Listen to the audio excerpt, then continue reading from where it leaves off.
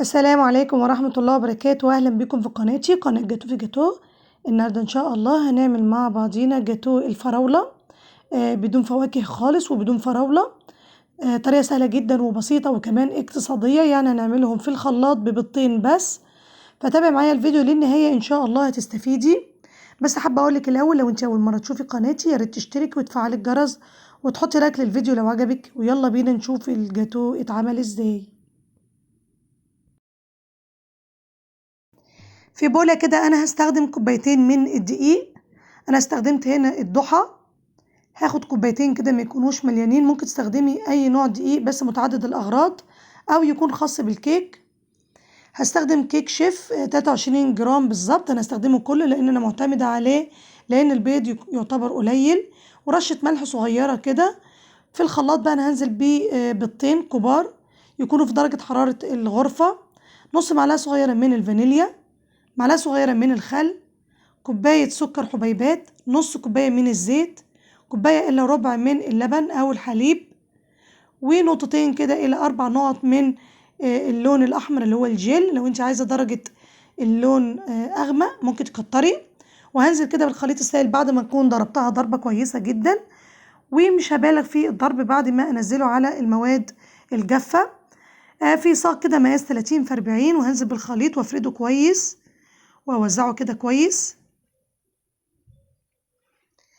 وادخله الفرن على درجة حرارة 180 في وسط الفرن لمدة 20 ل 25 دقيقة. هيطلع معايا بالشكل ده.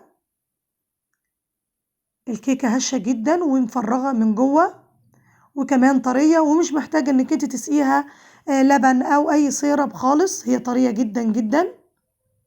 ده القوام بتاعها. في بولة كده هنزل بنص كوباية من اللبن وربع كوباية من المية الساقعة المتلجة ومعلقتين كبار كده من اللبن البودر، بس تزيدها دسامة وغنى. لو عايزة تستغني عنهم مفيش مشكلة.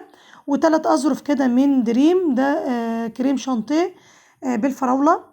أنا هنزل بنص كوباية كمان من المية الساقعة. أنا عايزة بس بالتدريج علشان عايزة الكريمة تكون متماسكة وصلبة في نفس الوقت. هضرب كده لغاية ما القوام يكون كريمي معايا وناعم، وهفرد كده الرق الأولاني بالشكل ده. تمام. بعد ما فردت بقى كده أنا هنزل بيه الرق التاني. انت ممكن تقطعي كل رق منهم 2، يعني هي فعلا ما شاء الله مرتفعة جدا، يعني غير كمان في الفيديو. يعني ممكن تقسمي كل رق منهم ل2، يعني ممكن تعملي 4 رقات. تمام. أنا هحشي كده واجلسها من فوق على حروف الكيكه كده من فوق. انا هعمل اطار على الجوانب بحيث ان انا لما اجي انزل بيه الجيلي يعني ما تنسبش على جوانب الكيكه وتبهدل لي الدنيا. فانا هعمل لها بس اطار كده.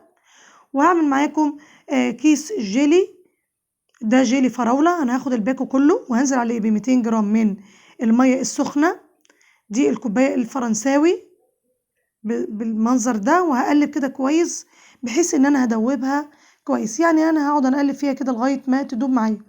انا وزعت نص كده في الفريزر ونص بره. وتقلبي فيها كده كل شويه، لو اتجمدت منك ممكن ترجعها تاني للنار. المهم ان انت ما تخليهاش توصل لدرجه التجمد للاخر، يعني هي بس تكون متماسكه بس.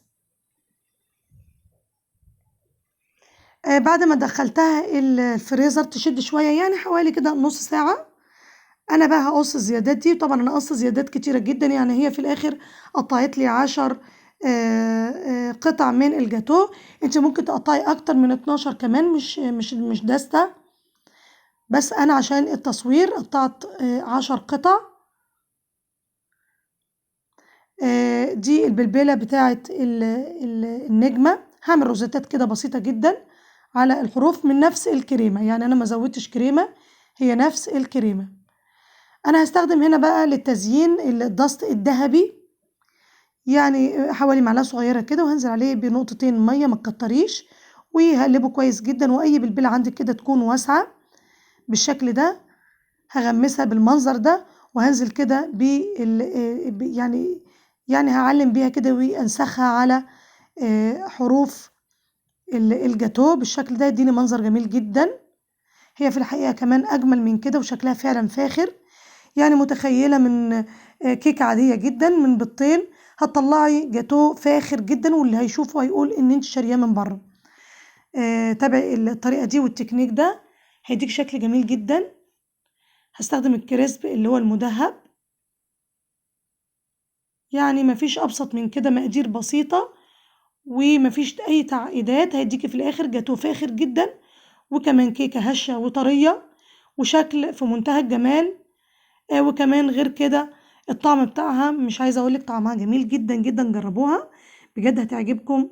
واذا عجبكم بقى الفيديو ما تنسونيش في اللايك، والسلام عليكم ورحمة الله وبركاته.